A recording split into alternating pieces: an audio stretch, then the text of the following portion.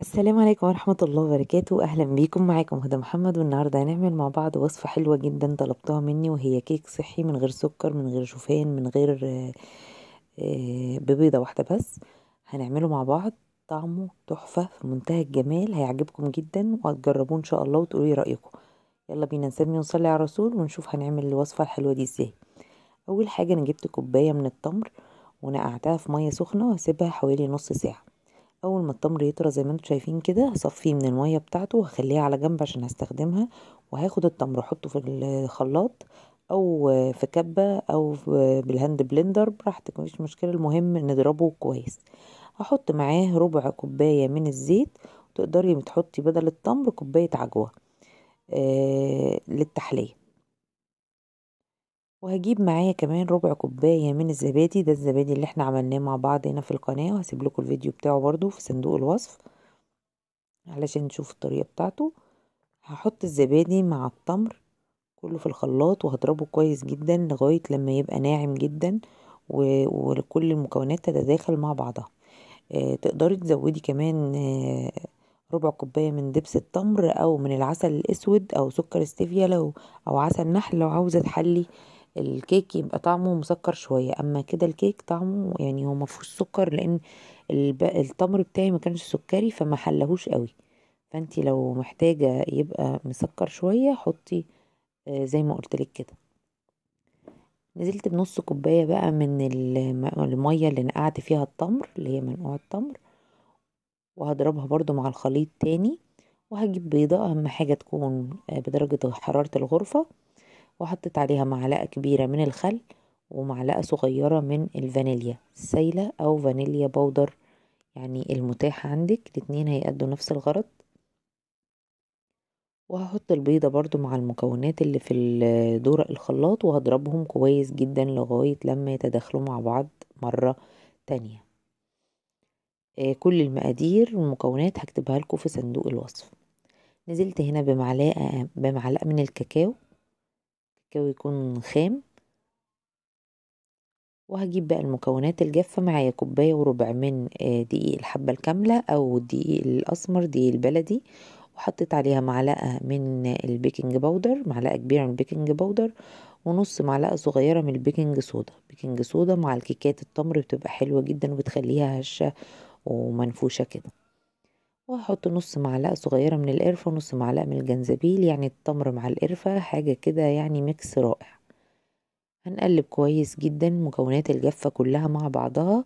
وهحط كمان ذرة من الملح، حاولي يعني بين ايديكي كده من صوابعك حاجة بسيطة.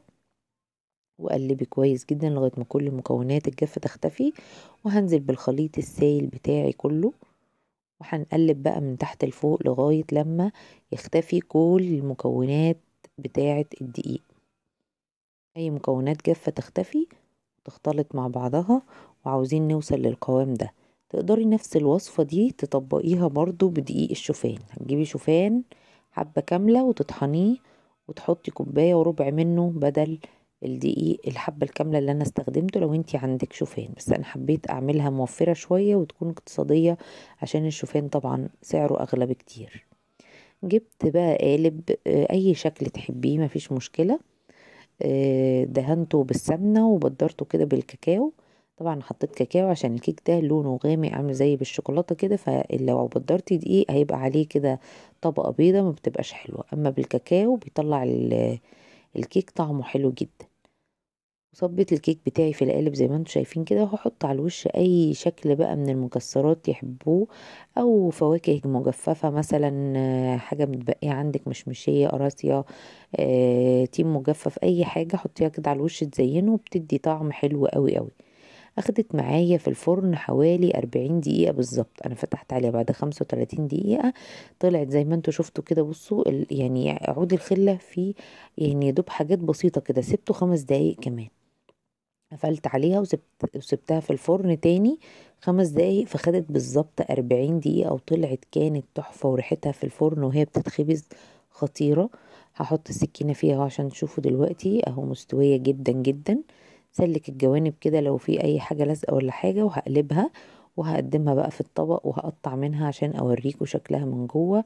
بصراحة لما بتبرد طعمها يا جماعة خطير وصحية ومفيدة جدا، تقدري تاكلي منها بقى براحتك. آه، وصفة خطيرة تحفة جدا، يا رب تعجبكم. جربوها وقولوا لي رأيكم في الكومنتات. ولو انتوا أول مرة بتشوفوا القناة ما تنسوش تعملوا لايك للفيديو، تشتركوا في القناة وتفعلوا زر الجرس عشان يوصل لكم كل جديد من الفيديوهات. هنقطع مع بعض بقى من جوه كده ونشوف. طبعا هي سخنة جدا مولعة، المفروض كنت اسيبها تبرد الأول وبعدين نقطعها، بس عشان مستعجلة عشان التصوير وعاوزة اوريكم فقطعتها وهي سخنة لسه. بصوا هشة في منتهى الطراوة والهشاشة، بصراحة جميلة جدا جدا جدا، طعمها وريحتها يجننوا. وصفة عالمية بجد والله. يا رب ان شاء الله تكون عجبتكم. متنسوش تقولوا لي رأيكم في الكومنتات. قبل ما اسيبكم نسيت اقول لكم ان احنا عشان نعالج ان هي مش مسكرة قوي، يعني في ناس حطت على وشها عسل وناس حطت على وشها نوتيلا. اهم حاجة بس ضميرنا يكون مرتاح وانها تكون كيكة صحية. سلام عليكم. أقبل قمرك بعد غياب، للجنة فتحت أبواب، بهجة قلبي صفى روحي، رحمة ربي بدون حساب. أقبل قمرك بعد غياب، للجنة